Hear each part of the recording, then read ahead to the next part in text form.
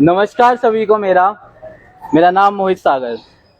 हम सब जानते हैं कि आज हम शाम को 6 बजे यहाँ पर क्यों खड़े होते हैं। ये शाम आज से 4-5 महीने पहले अप्रैल में स्टार्ट करी गई थी, जिसका नाम है सीधी सादी कविता। ये शाम उस व्यक्ति के नाम है जो हमेशा कुछ ना कुछ लिखता रहता है, और इस वक्त को हम इसीलिए इंतजार में रखते हैं कि यहाँ पर हर कोई आए। कुछ लोग नए आते हैं, कुछ लोगों को पता है, कुछ लोग पहले महीने से आ रहे हैं जब से ये शुरू हुआ है। तो वहीं आज 23वां संस्करण है सीधी सादी कविता का। तो आपके समक्ष खड़े हैं विश्व मोहन जी। तो शुरू करते हैं सीधी सादी कविता। ठीक है, तो हम शुरू करते हैं सीधी सादी कविता। तो परिचय देने की जरूरत नहीं है, परिचय यही कि मैं लिखता हूँ, बस। लोग सरस्वती के साधक हैं। और सबसे पहले तो मैं मैडम का शुक्रगुजार व्यक्त कर दूं कि इन्होंने यहाँ पर बुलाया मुझे। तो एक तुलसीदास की दुआ है ना कि मुद मंगल में संत समाजू, जो जग जंगम तीरथ राजू। माने जहाँ सत्संग होता है, विद्वानों का जहाँ एक जगह जमघट होता है, समझिए कि तीर्थराज प्रयाग वहीं पधारते हैं, वहीं तीर्थराज है। तो ये जो साहित्य का वृक्ष है, यह साहित्य का तीर्थराज प्रयाग है, और यहाँ आने का आपने मौका दिया। मैं कोई स्थापित कवि नहीं हूँ, ठीक है ना, मैं इसे लिखता हूँ, इसलिए मैं थोड़ा सुना। सबसे पहले मैं प्रारंभ करता हूँ माँ को श्रद्धांजलि के शब्दों से। उसके बाद मैं धीरे धीरे आगे बढ़ूंगा। ये कि तेरे आंचल से भी छोटा चाहे जितना फैले अंबर, तेरे आंचल से भी छोटा चाहे जितना फैले अंबर, सारी सृष्टि से भी संकुल माँ घनियारा तेरा आंचल। 7 समुंदर भी डूब जाते नील नयन माँ तेरे घट में, 7 समुंदर भी डूब जाते नील नयन माँ तेरे घट में, बेचारी नदियां बद जाती मैया तेरे नेह के घट में।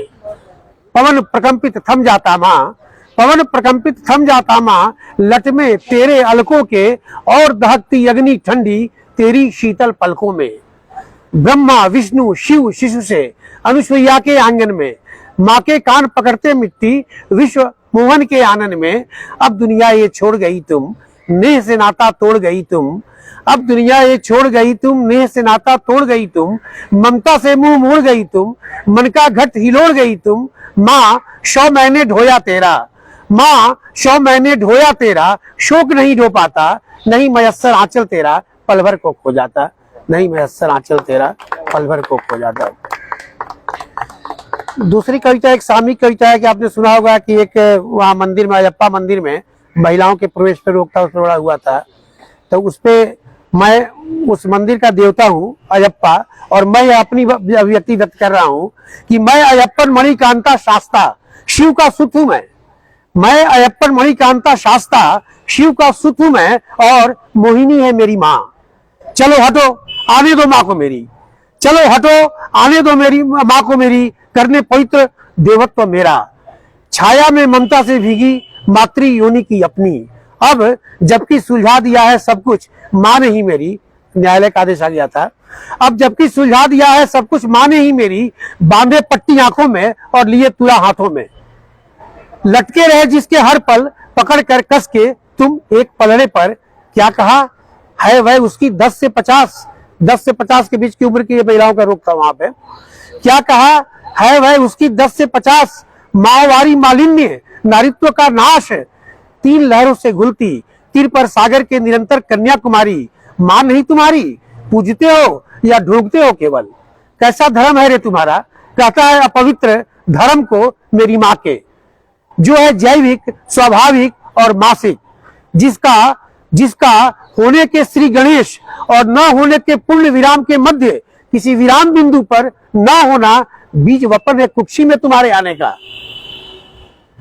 जो है जैविक स्वाभाविक और मासिक, के मध्य किसी विराम बिंदु पर न होना, बीज वपन है कुक्षी में तुम्हारे होने का, कौलित कुसुम होना तुम अधर्म काल के, कौलित कुसुम होना तुम अधर्म काल के, दो मुक्ति अपनी मरियल मान्यताओं से बेचारी माँ को, कर्कश कुविचार कश में कसी, या फिर पोंछ दो मुंडेर से मेरी तत्त्वमसी।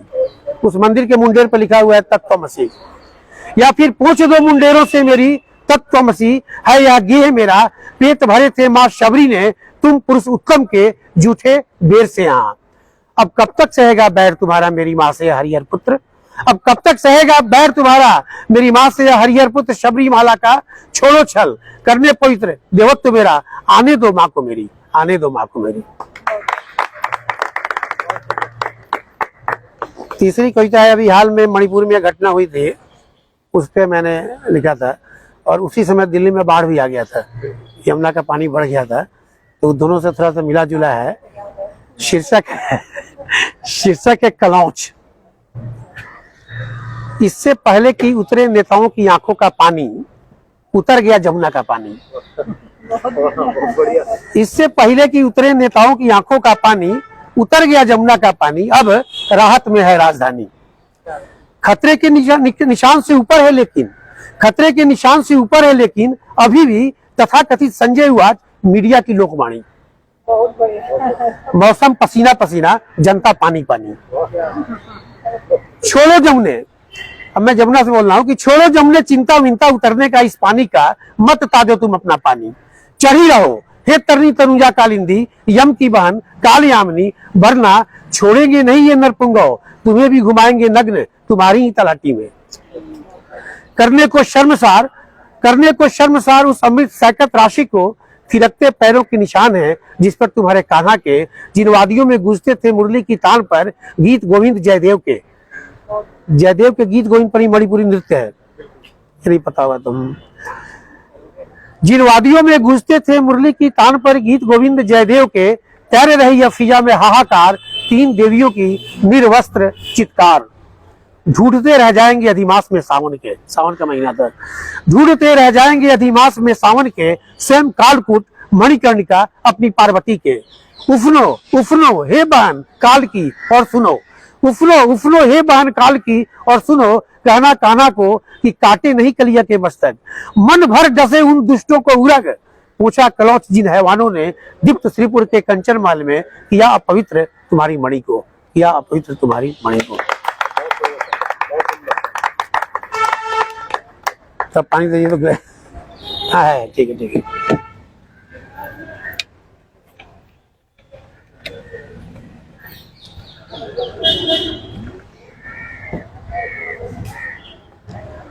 अगली कविता है इंद्रधनुष।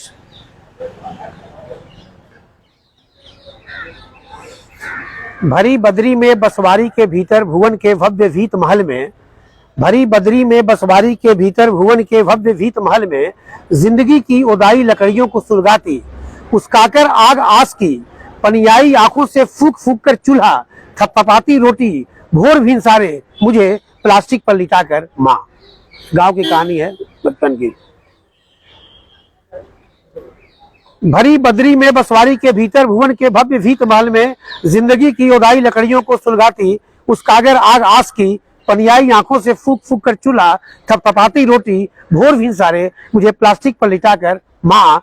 पानी से लबलब खेत, कोने पर खड़े पेड़ के नीचे पड़े मेड़, सुता देती मुझे भरोसे घोंघो सितुओं और परियावा सांपों के, जो चकुदारी कम चुहलकदमी ज्यादा करते मेरे उठते गिरते पैरों की लय में। और मैं शिशु कर्ण सा निहारता आसमान, प्रतिबिंब वसुधा का, दिखती माँ गाती झूमर, उठाए ठेहुने तक लुग्गा, कमर में खोसे रोपती धान, मिलाती सुर किसक कन्याओं के संग, झमझम बरखा के बहार में भुलाती तुहिन श्वेत स्वेद कणों को।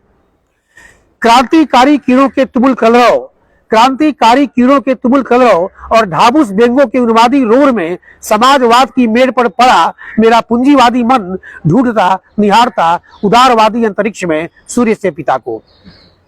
बैगोर कोर वाली नीली साड़ी, बैगनी कोर वाली नीली साड़ी, आसमानी ओढ़नी, खनखनाती हरी चूड़ियां, पसीजता पितास मन पिता का, फाड़कर चादर बादलों की अपनी पिताब किरणों से पूछता पसीने कपाल के, नारंगी आभा उगते कपोल पर, श्रम सीकर सिक्त लोल ललनाओं के, दूर गरजता होकर इंद्र लाल, बैगनी नीला आसमानी हरा पीला नारंगी और लाल, ये सारे रंग समवेत धारियों में सच झलमलाते मेरी आंखों में, और तन जाते क्षितिज के इस पार से उस पार, बनकर मुआ पंसों के सतरंगे इंद्रधनुष, बैनी या पिनाला अंबर से ढलकी अवनी पर दृश्य हाला, मुद्दतों बाद आज झलमलाया मेरी मुक्ति बोधी फंतासी सी, अध खुली अपलक धनुषी आंखों में रंगों का वही मजमा।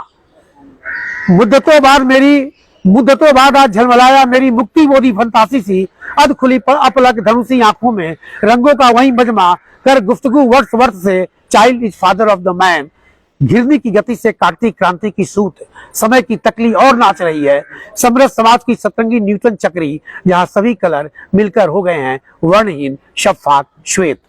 पर जैसे ययाति ग्रंथि से पीड़ित सतरंगी कामनाएं फिर से जी उठी हैं मेरे मन के आकाश में स्मृतियों का इंद्रधनुष, मेरे मन के आकाश में इंद्रधनुष जो है।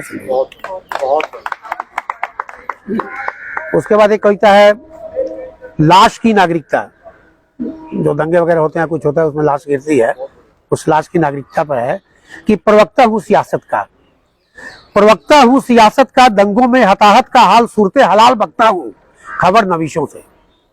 प्रवक्ता हूं सियासत का, दंगों में हताहत का हाल सूरते हलाल बकता हूं खबर नवीशों में, पहले पूछता हूं थोड़ी खैर उनकी दांत निपोर कर, सुनाई देती है खनकती आवाज गजरों की महक में मुस्काती एवंडी, चालू होता हूं मैं सुनिए जी हालात हताहत की आज तक। ये तीनों किसी न किसी चैनल के नाम है, एवन डी जी आज तक, ठीक है दूर से है। और पहले पूछता हूं थोड़ी खैर उनकी दांत निपोर कर, सुनाई देती है खनकती आवाज गजरों की महक में मुस्काती एवन डी, चालू होता हूं मैं सुनिए जी हलाल हाथात की आज तक। अंसारी नगर के राम सिंह अस्पताल में मृत घोषित किए गए हैं, अंसारी नगर के राम सिंह अस्पताल में मृत घोषित किए गए हैं। आज प्रेस ब्रीफिंग का दूसरा दिन, मरने वालों की संख्या 2 हुई, खबर भंजकों ने आवाज उठाई, पहले वाले की सूचना व्यक्तिवाचक और अब संख्यावाचक, पहले वाले की सूचना व्यक्तिवाचक और अब संख्यावाचक। मैं समझाता हूं देखो जी, लाशों की शुरुआत संज्ञा से होकर विशेषण पर खत्म होती है, लाशों की शुरुआत संज्ञा से होकर विशेषण पर खत्म होती है, मतलब नागरिकता मिलती है तो पहले कोई, फिर तो गिनती शुरू होती है, आज 2 मरे 3 मरे 4 मरे। तो लाशों की शुरुआत संज्ञा से होकर विशेषण पर खत्म होती है, मतलब नागरिकता मिलती है पहले को ही, फिर तो गिनती शुरू होती है। ऐसा क्यों पूछती है सनसनी सी एक आवाज, ऐसा क्यों पूछती है सनसनी सी एक आवाज। मैं देता हूं हवाला अपने बचपन के गांव का, अनाज तोलने का, राम 2 3 4, राम 2 3 4, मतलब नागरिकता होती है केवल पहले लाश की, बाकी तो मात्र अंक हैं। फौरन समझ आ जाता है उन्हें आधार कार्ड संख्या का दर्शन, और वे बड़बड़ाने लगते हैं लाश नागरिकता, लाश ना गिरी, लाश नाग, लाश ना ला।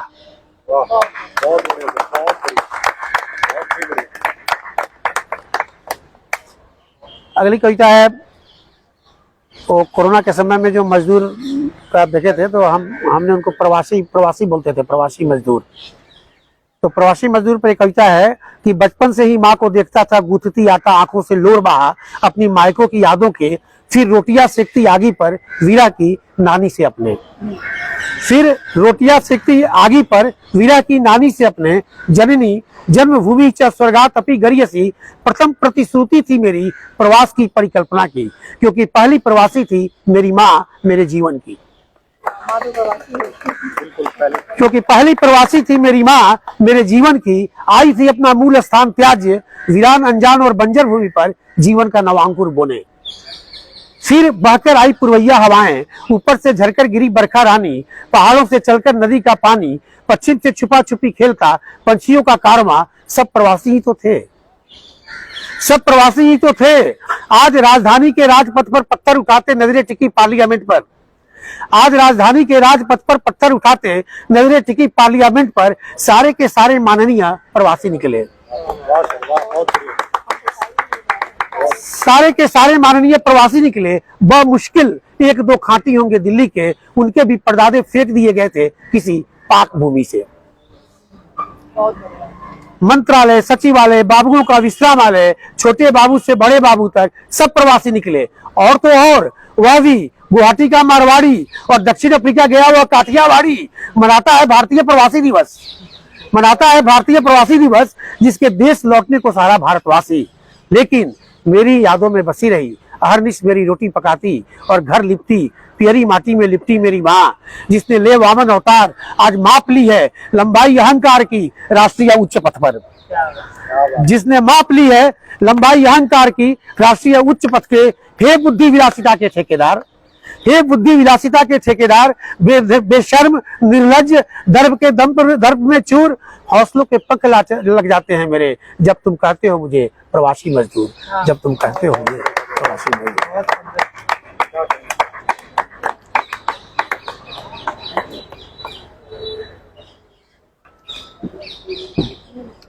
आप लोग झेल नहीं रहे हैं ना?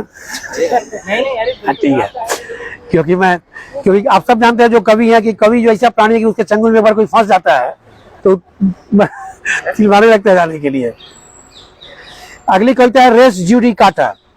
रेस जुडिकाटा एक कानून का टर्म है, उसका मतलब होता है, जो नहीं जानते उनको बता रहे हैं, दो तरह का होता है। एक जो मामला चल रहा है और एक मामला जिसका अंतिम कोर्ट ने निवारण कर दिया। तो जो मामला चल रहा है उसको सब जुडिश बोलते हैं, और जिसका मामला अंतिम न्यायालय ने निवारण कर दिया उसको रेस जुडिकाटा कहते हैं। तो रेस जुडिकाटा मामले को आप दोबारा किसी और कोर्ट में नहीं उठा सकते क्योंकि that has been finally settled. तो इस कविता का शीर्षक है रेस जुडिकाटा। जिंदगी की फटी पोटली से झांकती फटेहाल तकदीर को संभाले, डाली तकरीर की दरख्वास्त अदालत में परवरदिगार के। एक मजदूर बोल रहा है, जिंदगी की फटी पोटली से झांकती फटेहाल तकदीर को संभाले, डाली तकरीर की दरख्वास्त अदालत में परवरदिगार की, और पेश की जीरा हुजूर की खिदमत में मैं मेहनत कश मजदूर। गढ़ लूंगा कर्म अपना पसीनों से लेकर लाल लहू, रच लूंगा भाग्य की नई रेखाएं अपनी कुदाल के कोनों से, अपनी घायल हथेलियों की सिकची मैली झुर्रियों पर लिख लूंगा काल के कपाल पर अपने श्रम के सुरीले गीत, सजा लूंगा सुर से सुर सोहर का धान की झूमती बालियों के संग, बिठा लूंगा शाम संगीत का अपनी मशीनों की घर घर ध्वनि से, मिला लूंगा ताल विश्वात्मा का वैश्विक विवेचना से प्रपंची माया के। मैं करूंगा संधान तुम्हारे गुह्य और गुह्य से गुहितम रहस्यों का। मजदूर भगवान को कह रहा है कि मैं करूंगा संधान तुम्हारे गुह्य से गुह्य और गुह्य से गुहितम रहस्यों का, करके अनावृत छोड़ूंगा प्रभु तुम्हारी कपोल कल्पित मिथकों का, करूंगा उद्घाटन सबका और तोड़ूंगा सदियों से प्रवाचित मिथ्या भ्रम तुम्हारी संप्रभुता का, और तोड़ूंगा सदियों से प्रवाचित मिथ्या भ्रम तुम्हारी संप्रभुता का। निकाल ले अपनी पोटली से मेरा मनहूस मुकद्दर, निकाल ले अपनी पोटली से मेरा मनहूस मुकद्दर। ऑर्डर ऑर्डर ऑर्डर, ठोकी हथौड़ी उसने अपने ज्यूरिस्प्रूडेंस की, जड़ दिया फैसले का चाटा, res judicata res judicata res judicata. क्या बात है। तुम्हारी तकदीर अब लिख दी गई। अब अच्छा, अब थोड़ा सा मैं मिजाज बदलता हूँ कविता का। अब हम थोड़ा सा आध्यात्म की ओर आते हैं। आध्यात्म क्या है कि एक व्यक्ति, और आपने भी कहानी सुनी होगी कि ईश्वर के साथ चल रहा है और जीवन के मरुस्थल पर तो उसको दो जोड़े पांव दिख रहे हैं, और जब विपत्ति का समय आता है तो देखता है कि अकेला है वो। तो उसके और ईश्वर के बीच में वार्तालाप है, मनुष्य और ईश्वर के बीच में वार्तालाप है। कविता का शीर्षक है पदतल मरुथल के। एक्चुअली ये किसी ने जैसे एक फोटो दिया, बोला कि इस तरह कविता लिखी है। मरुस्थल पर पैरों के चिन्ह थे जो आगे जाके घटते चले जा रहे थे, तो उसी पर मैंने कविता लिखी कि मनुष्य ईश्वर से कह रहा है कि पिता दान तेरे वचनों का लेकर आया जीवन में, संग चलोगे पग पग मेरे जीवन के मरुआंगन में। तेरी अंगुली पकड़ मचला मैं सुबह सलोने जीवन में, हरदम कदम मिले दो जोड़ी जैसे माणिक कंचन से। हमेशा दो जोड़ी पैर चल रहे हैं। किंतु यह क्या है प्रभु, कैसी है तेरी माया, घेरी विपदा की जब बदरी, चरण चिन्ह न तेरी पाया। अब एक ही जोड़ी पैर चल रहा है। किंतु यह क्या है प्रभु, कैसी है तेरी माया, घेरी विपदा की जब बदरी, चरण चिन्ह न तेरी पाया। भीषण ताप में दहक रहा था पथ की मैं मरुज्वाला में, रहा भटकता मैं अनाथ सा तप्त बालकुट माला में। हे निर्मम निर्दयी से निंदे, जो वचन बता तूने तोड़ा, तप्ते से सैकत में तुमने मुझे अकेला क्यों छोड़ा। हे निर्मम निर्दय से निंद क्यों बचन बता तूने तोड़ा, तपते से सहकत में तुमने मुझे अकेला क्यों छोड़ा। देख देख मरुस्थल में तू मेरा जलता जीवन देख, देख घिसटती संकट में पाँवों की यह मेरी रेख। देख मैं कैसे जलूं अकेला मरु के भीषण ज्वालों से, सोचूं कैसे ढोई दे यह छलनी से पग छालों से। अब न पुनर्जन्म हे स्वामी, अब न पुनर्जन्म हे स्वामी, नहीं धरा पर जाऊंगा, परम पिता तेरी प्रवंचना नहीं छला जाऊंगा। अब ईश्वर का जवाब, भगवान का जवाब है कि छल की बात सुन भगवान के नयनों में करुणा छलक गई। छल की बात सुन भगवान के नयनों में करुणा छलक गई। छौने की निश्चल पीछा पर पलकों से पीड़ा ढलक गई। छोड़ू साथ तुम्हारा मैं किंचित न सोचना सपने में, छोड़ू साथ तुम्हारा मैं किंचित न सोचना सपने में। हे वत्स मरु में पद चिन्ह वे नहीं तुम्हारे अपने थे, हे वत्स मरु में पद चिन्ह वे नहीं तुम्हारे अपने थे। दसे चले जब दुर्भाग्य के कुटिल करील से डंकों ने, पुत्र सोए तुम रहे सुरक्षित मेरी भुजा के अंकों में।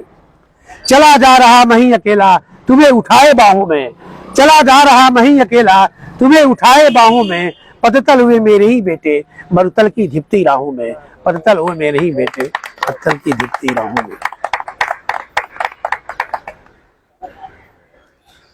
अब एक कविता है, ये भी थोड़ी सी आध्यात्मिक है। आम धारणा है कि आत्मा जो है वो नश्वर है और शरीर नाशवान है, माने मृत्यु होने पर शरीर प्रकृति का है और आत्मा पुरुष का प्रतीक है। तो कि देह जो है ना, ये बात सुनते सुनते इसे कान पक गए हैं। तो अब देह इस ये जो लोगों की धारणा है, सबसे बड़ी जो आत्मा की धारणा है, जो अपने को पुरुष के दम में रखता है और शरीर को प्रकृति समझता है, तो उसके दम को देह तोड़ रही है। देह और आत्मा का संबंध है। सो हम तत्त्वमसि, शीर्षक है सो हम तत्त्वमसि। धू धू कर मैं चिता में जल रही, धूम्र बनकर वायु तुम मंडरा रहे हो।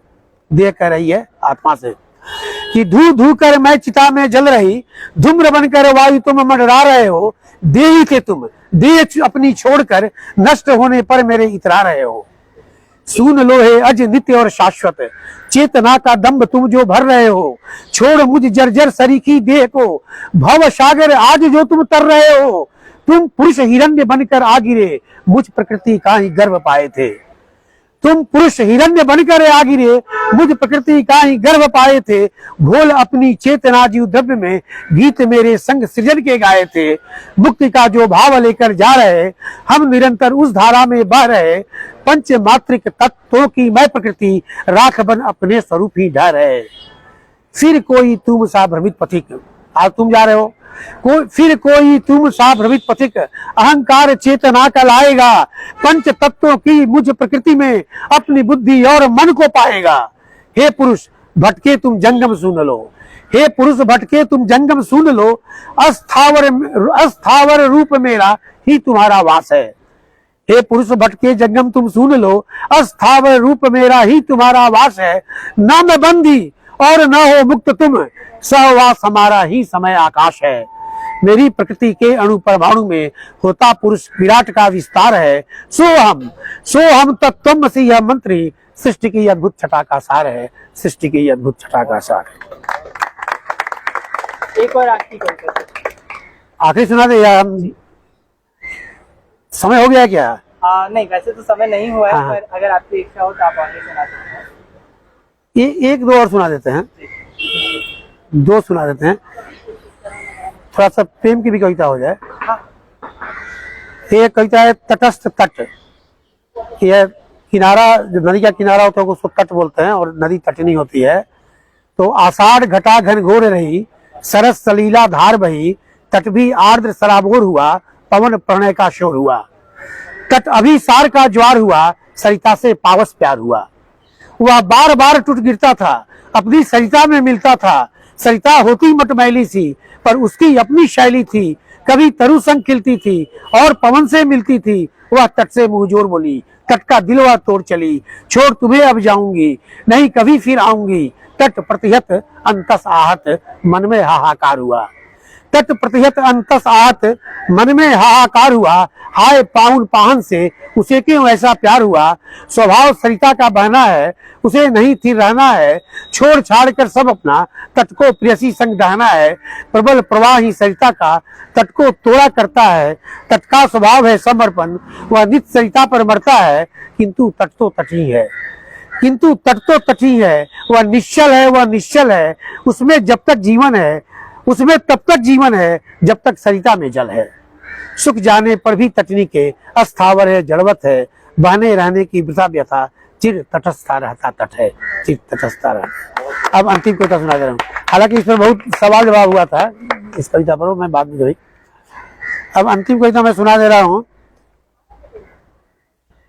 छोड़ो बकबक। ठीक है, मैं आज जो आपने वोट दिया था उसको लेके मैंने आज फेसबुक पर ही कविता डाली है, छोड़ो बकबक। उसमें एक आदमी ने लिखा कि अगर इसी तरह के बेतुकी कविता लिखते रहे तो हिंदुत्व का नाश हो जाएगा। मुझे समझ में नहीं आया कि इसमें हिंदुत्व का कहाँ नाश हो रहा है।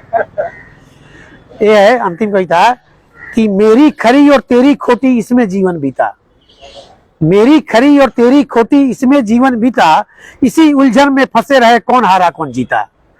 छोड़ो बकबक, हो जा चुप अब, बोलोगे तो सोचोगे कब।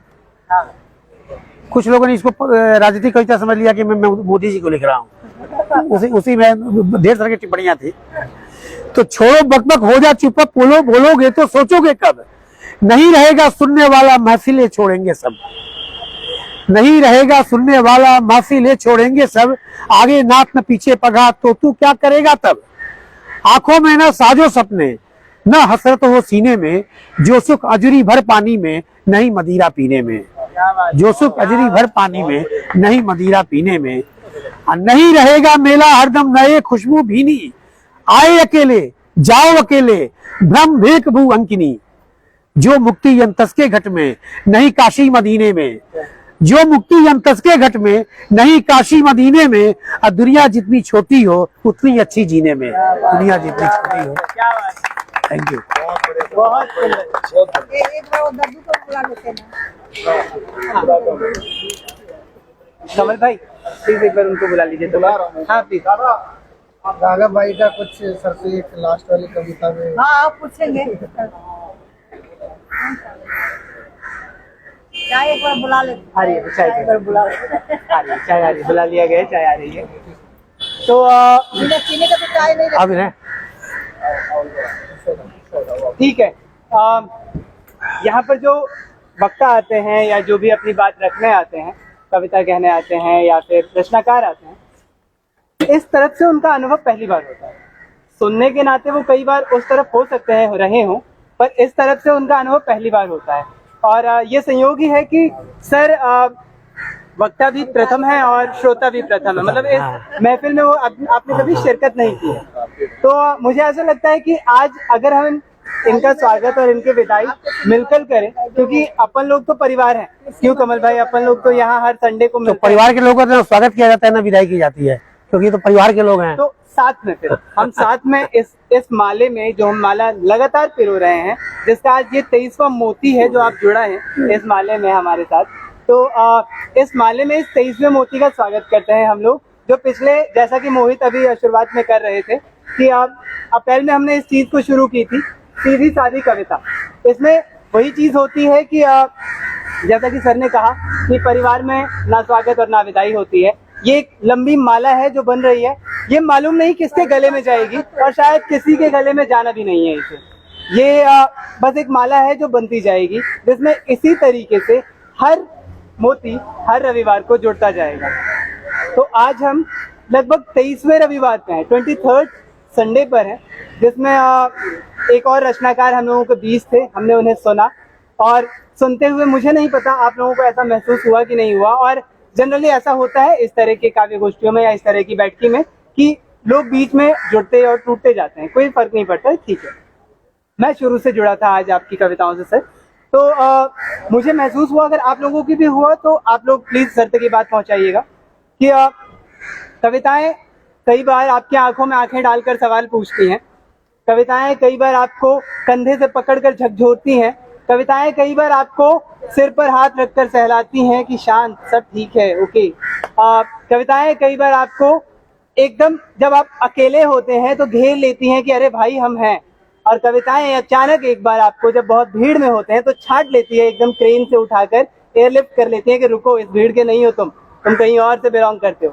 तो आज आपकी कविताओं को सुनकर मुझे कुछ ऐसा ही महसूस हुआ। मैं जिस सफर पे आप ले चले हम सबको, मैं था जुड़ा रहा आपके इस पूरे सफर में शुरू से लेकर अंत तक। बेहद शुक्रिया कि आपने इतनी खूबसूरत रचनाएं हम लोगों के बीच में बांटी। ये मुझे महसूस हुआ, जरूरी नहीं कि ऐसा आप लोगों को भी हुआ हो। तो आप लोगों को कुछ भी ऐसा महसूस हुआ हो तो प्लीज सर तक वो बात पहुंचाइएगा। और सर तक वो बात पहुंचाने का जो जरिया है, मतलब कि श्रोता और रचनाकार के बीच तक जो संवाद का एक जरिया है, वो हमें बताइए कि वो क्या होता है। वो होता है चाय। चाय आ जाएगी। और चाय के अलावा जो एक तोहफा है, जो एक तरीके से कहा जाए तो रचनाकार के लिए, रचनाकार की तरफ से, श्रोता के लिए, श्रोता की तरफ से, मतलब ये घालमेल वाली बात है। यहाँ तय नहीं कर पाएंगे कि कौन किसे क्या दे रहा है, ठीक है। तो ये एक तोहफा होता है जो यहाँ से मिलता है, यहाँ उपस्थित सभी श्रोतागणों के लिए होता है कि कम से कम ये कागज का टुकड़ा जब भी आपके हाथों में आएगा, या गलती से कहीं कोई किताब पलट रहे होंगे और नीचे गिर जाएगा, तो अचानक आपको ये शाम याद आ जाएगी कि यार कहाँ था ये शाम में मिली थी और कुछ लोग थे। अगर आपने उसको सही लोग समझा तो आपके दिमाग में आएगा कुछ सही लोग थे, कविता कर रहे थे। नहीं, पागल लोग समझेंगे तो कुछ पागल लोग थे, कविता कर रहे थे। तो कम से कम लोग तो याद आएंगे आपको। तो ये चलता रहता है, ये पागलपन। मुझे तो ये पागलपन ही लगता है और मुझे ठीक लग रहा है कि ये ठीक पागलपन है, ये होते रहना चाहिए। हम नहीं तो आप सही, आप नहीं तो कोई और सही, पर ये होते रहना चाहिए। कविता बहुत जरूरी है जीवन के लिए। तो ये उसी पागलपन का नतीजा है कि आप लोग यहाँ रुके सुन रहे हैं हमें, और ये चलता रहेगा। जैसा कि आज 23वां रविवार है, अगला रविवार 24वां होगा और ये गिनती बढ़ती जाएगी। तो ये अब अगले जो 2 शब्द हैं, जो 2 बातें हैं, ये आमंत्रण है कि हर रविवार को शाम 6 बजे ये महफिल जमती है। तो सर, जैसा कि आज आप यहाँ पर वक्ता के रूप में आए, आपने अपनी बातें कही, इसी तरीके से आप अगले हर रविवार के लिए आमंत्रित हैं। जब भी आपका मन करे आप सभी यहाँ 6 बजे आ सकते हैं और इस तरीके की महफिल का, हम लोगों से बातचीत का जो ये मजमा है, इसमें शामिल हो सकते हैं। ऐसी कोई यहाँ पे आधार कार्ड नहीं लगता है ठीक है। और दूसरी बात ये कि ये तो श्रोतागणों के लिए आमंत्रण था। दूसरा आमंत्रण ये कि अगर किसी को अपनी कविता कहनी है, अपनी बात भी कहनी है, तब भी ये जगह उनके लिए खुली है। वहां भी आधार कार्ड नहीं लगेगा, आपकी कविताएं लगेंगी। तो अगर आप लोगों के पास अपनी बातें हो, अपनी कविताएं हो कहने के लिए, इसी तरीके से यही जो आपके आंखों के सामने है, ये 100% हर रविवार को इतना ही शुद्ध और इतना ही खाटी होता है। इसमें कोई बदलाव नहीं होता कभी भी। ना लोग बदलते हैं, ना कहने वाला बदलता है, ना सुनने वाला बदलता है। तो इसी महफिल में, इसी लहजे में अगर आपको अपनी बात कहनी है तो आप लोगों का आमंत्रण यहाँ पर स्वीकार्य है। आप लोग आइए और अपनी बात कहिए भी, और रविवार को हर संडे शाम 6 बजे आइए और सुनिए भी। इसके अलावा ये तोहफा आप लोगों के लिए, जैसा कि होता है, चाहे पता नहीं आई क्यों नहीं, अभी तक आ जानी चाहिए थी। मैं तो आप लोगों को रोकने की कोशिश कर रहा था, क्योंकि क्या होता है ना, पहले हो गई है, अरे फिर आ जाएगी, फिर वो बीच में आधे लोग थे। तो क्या होता है ना कि मेहमान घर में आते हैं, आते ही हम चाय, पता नहीं ऐसी कौन सी चाय होती है कि वो चढ़ी ही रहती है, वो मतलब वो कभी बनती नहीं है जब तक वो जाने को नहीं होती है। तो मुझे लगता है कि हम लोग रुके रहेंगे जब तक हमारी चाय आएगी। ये आप लोगों का तोहफा है। सर, रचनाकार हम लोगों के बीच है, आप लोगों को कुछ और कहना है मेरे अलावा। ये तो मेरे कुछ अपने निजी भाव थे, हो सकता है कुछ बातें आप लोगों की मैं रिप्रेजेंट भी कर रहा होऊंगा, पर इसके बाद चलिए चाय आ गई है। उधर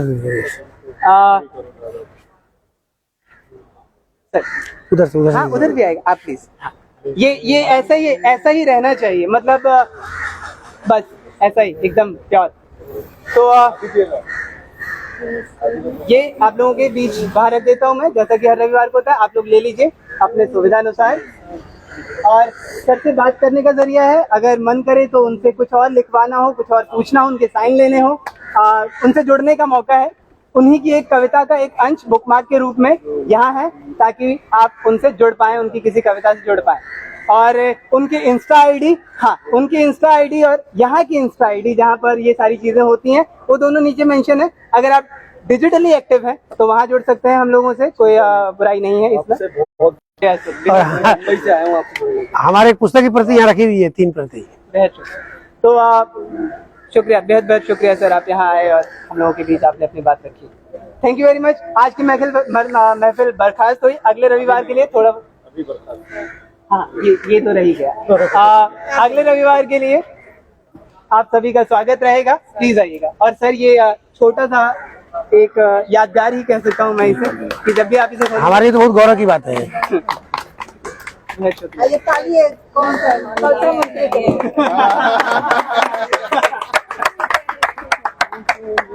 तो